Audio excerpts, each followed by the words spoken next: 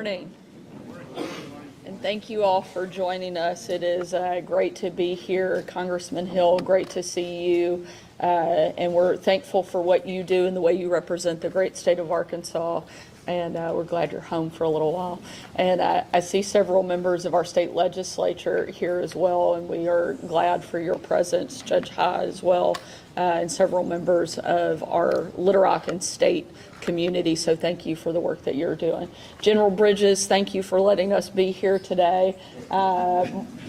He didn't really get a choice, but we know he was very glad to welcome in, as he always is. But also thank you so much for your leadership and your willingness to serve our great state and our country in such an admirable way each and every day. We're very thankful and humbled by the work that you do.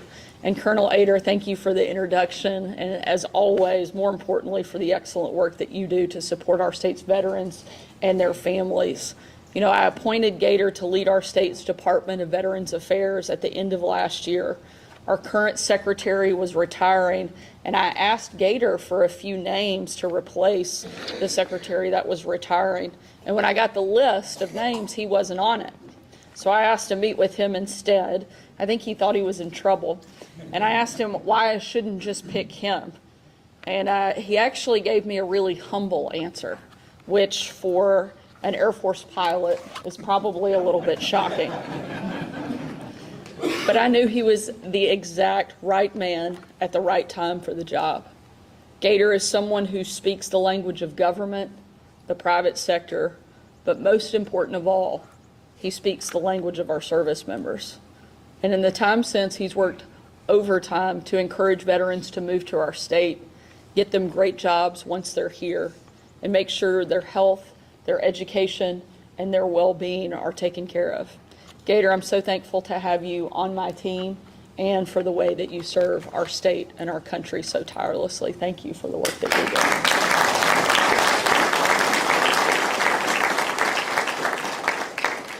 And I know we already did this, but we're going to do it again because I don't think that we can do it enough. I'd like to ask all of our active duty servicemen and women and our veterans and their families who are joining us today to stand and be recognized so that we can thank them again for their great service.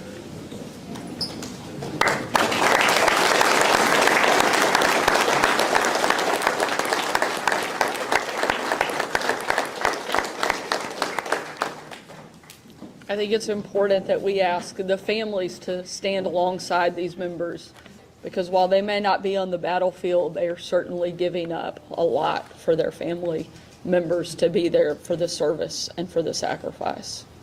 I also want to give a special thanks to Stephen for his hard work planning today's event, especially in light of the last minute changes and still making it all happen. But the greatest thanks for today is to offer to the men and women who are not here this morning, the fallen heroes who made the ultimate sacrifice for our country. Buried at the Veterans Cemetery in North Little Rock, where we initially planned to host this event, are more than 8,000 veterans who fought in all of our country's major conflicts, from World War II onward. They left the Ozarks for Omaha Beach, the Ouachita for Iwo Jima. They left behind Camden for Korea and Stuttgart for Saigon. They were in Kuwait and Fallujah, Kabul, wherever the threat, whatever the time, Arkansans have answered the call.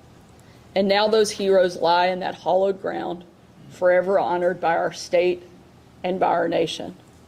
In June of late last year, we marked the 80th anniversary of the D-Day invasion that liberated Europe and defeated Nazi Germany. It was a time for the free nations of the world to come together around the last surviving veterans of that conflict and pay their respects. 73,000 Americans stormed the beaches that day, including an untold number of Arkansans. Nearly 30,000 paid the ultimate sacrifice on June 6th and the bloody days that followed.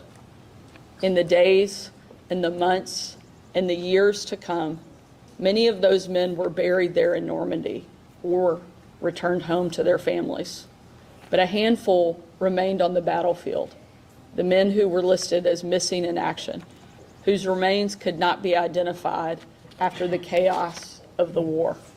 One of those men was Private Roger Dean Andrews, U.S. Army Company C, 37th Engineer Combat Battalion. Private Andrews was born and raised right here in Arkansas and enlisted not long after his 18th birthday. Unfortunately, he did not live to see his 19th. Private Andrews was one of the small group of men tasked with clearing German defenses to allow other U.S. troops to land. Barbed wire, trenches, bunkers. It was his job to neutralize those threats so his brothers in arms could establish a beachhead. Private Andrews' mission was accomplished, and the United States won that day. But when the smoke of battle cleared, Andrews was gone, and eventually his name was among more than 1,500 listed on the walls of the missing at the Normandy American Cemetery. Private Andrews was MIA and remained that way for 79 years and 364 days. But on June 5th of last year, one day before the 80th anniversary of D-Day, the Defense Department's POW MIA accounting agency made an announcement. They had finally, at long last, identified Private Andrews' remains. Roger was coming home. In exactly 2 weeks, Private Andrews will return home from Normandy and be buried in his family plot in Arkansas. And a piece of Arkansas that has been missing for far too long will finally be right back where it belongs. We are a nation defined by our ideals: freedom over slavery, self-government over autocracy, liberty over tyranny. But those would just be empty words were it not for the brave sacrifices of people like Private Andrews, of the 8,000 men and women buried here in North Little Rock, of the countless names others who fought and gave their lives so that we could each be free. So let us leave here today forever grateful for all of those who have served, those who continue to serve with a renewed commitment to honor their service every day, not just today. Thank you for your service. Thank you for your sacrifice. And thank you for all being here to honor that today. We appreciate it. Thank you.